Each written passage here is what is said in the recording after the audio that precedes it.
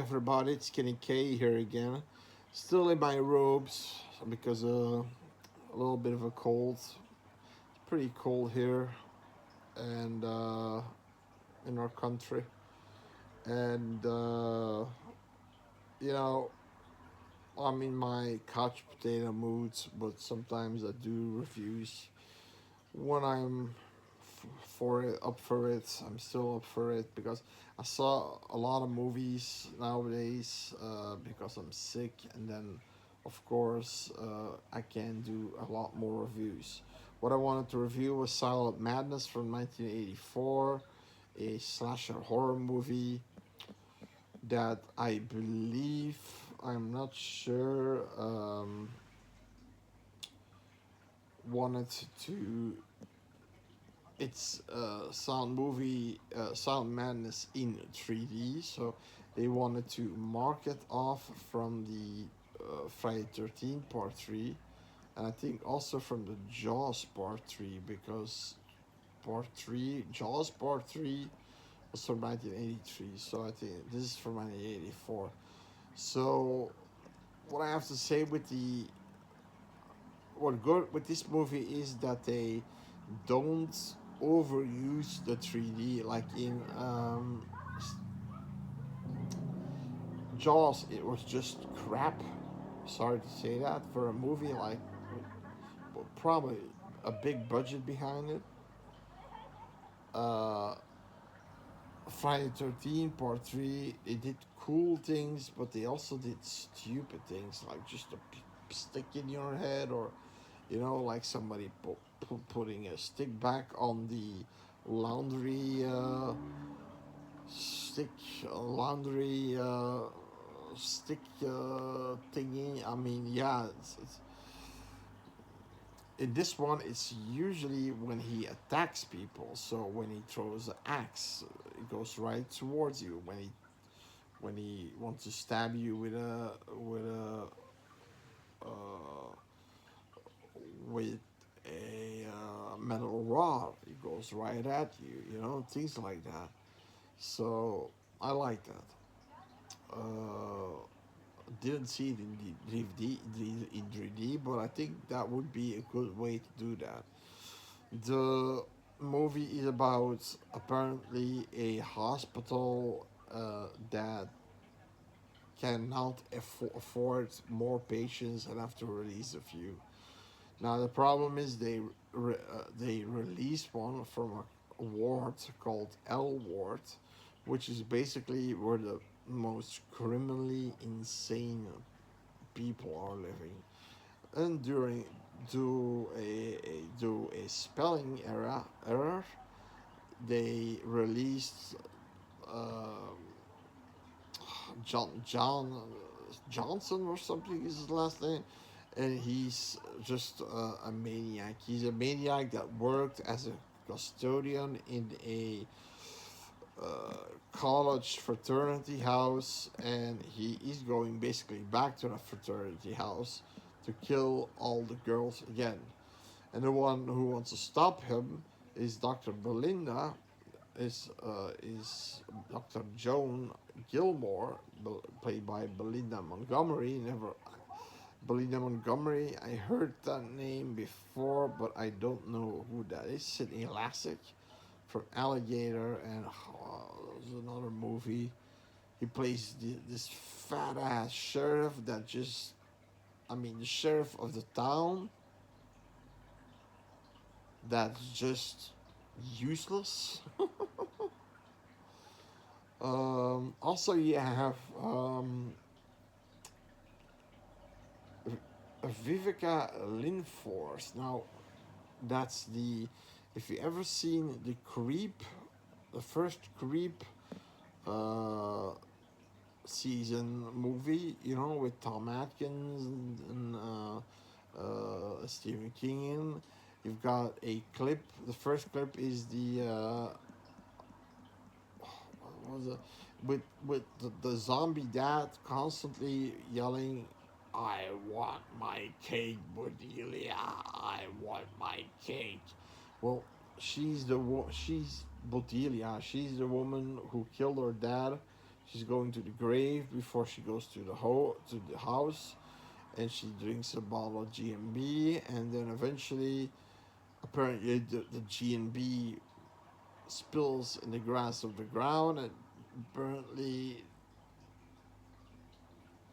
he just needed a drink to be survived again. Okay, but that's her. That's her. So there's all small things, if you know in the horror community, these actors and these actors. Why?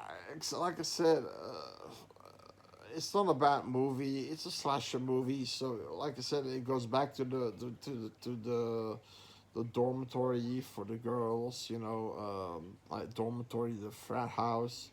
Most of them are gone on fall break. You've just got the mom, the house mom, and you've got the house mother, or what they call it. That's Mrs. Collins. That's the one from Creepshow. And then you have about four girls left, and they get killed. The first one of the four get killed quite fast. He grabs her, puts her head in a vice, starts to, you know, spin it, and you hear a crack, and the blood's coming from her head. So not that the face is normally the face would be in complete pulp by the power of the vice, but the movie isn't super gory. The movie goes for gore, but not super gore. Like before he goes to the fraternity house, he kills two young people in a van that are having sex, and he has this big sledgehammer, and the guy opens the door up with a knife, and he sees the sledgehammer coming. Oh, that's a 3D effect that the sledgehammer is coming towards the the scene, to the screen, and he then you see him go like, oh, like that.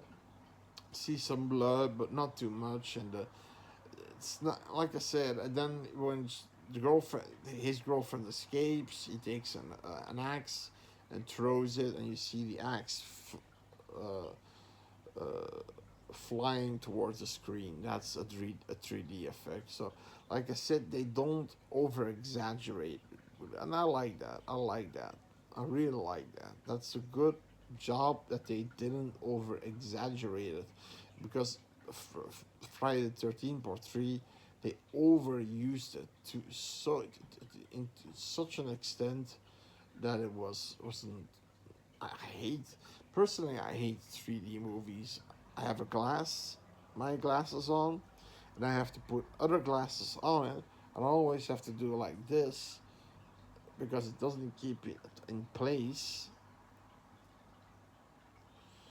So yeah, what happens is the other girls die too. One dies by breaking her neck. The other one dies by she's like a fitnesser. She's hanging under uh, um, with her legs up on this thing, and she's doing these twirls. Then he's taking her head, and she ties her head on a dumbbell, and he throws the dumbbell outside. So she basically snaps her neck. Interesting idea, but not too bloody. Like I said, she gets the doctor who's hunting her. Doctor Joan gets a relationship with the local Arthur called Mark, and they're doing this duo. He says, "I'm gonna help you if I get the article," and says, "Okay." Eventually, the insane asylum wants to cover it up and say, "No, no, no, no. He's deceased. I will send you the sheriff is calling for that. He's deceased. We're gonna send you the papers and this and that." But eventually, I mean, Dr. Jones saw him, but she could run away because a security guard just came at the right moment. But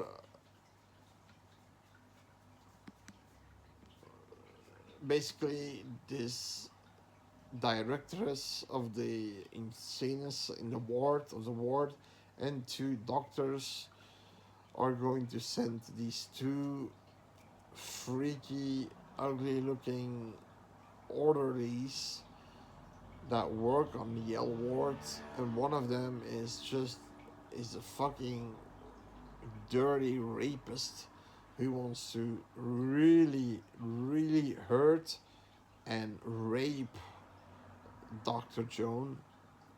So luckily the they can't get her because when they arrive,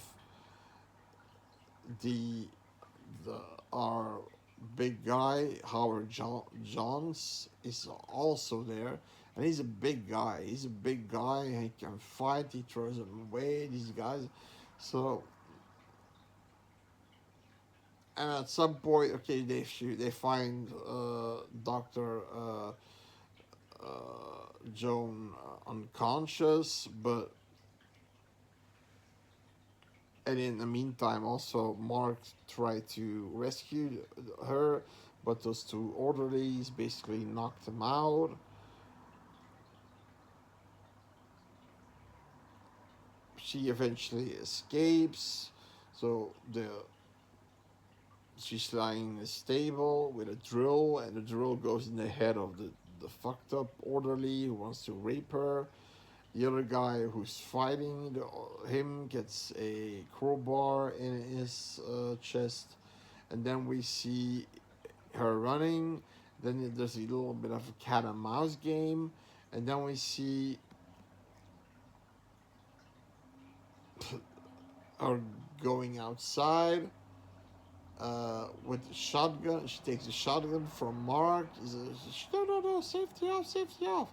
And when she eventually gets in, she falls, but Mark comes to the rescue and sticks him. I think it's Mark, yeah. Mark sticks him in the back, and he dies. Now, what is the twist of this movie? So, spoilers for people who don't know. I actually spoil a lot. Sorry for that. I really have to say it more. Sorry, I know. The mom, Mrs. Collins, is Howard Jones, his mom. Uh, and when he went to jail, it wasn't because he massacred, because the original story was that he massacred 15 years ago 8 college girls who were messing around with him, but and hitting him with the paddles and things like that. But that wasn't true. It's the house mother that was jealous and really confined confining over him, that she took a nail gun and shot all the girls. But out of sheer panic, she gave her son the gun, and the boy was a mute. So, but he was never a killer. But so he goes back to the fraternity and he starts to kill again. He starts to kill, and he was never a killer. So that's weird, right? The mom was a killer. The house mother was a killer, not him. Well, hey, it's not big budget, slasher movie. It gets a 5.1, and I would agree. I'm giving it a 5. It's not too bad acted.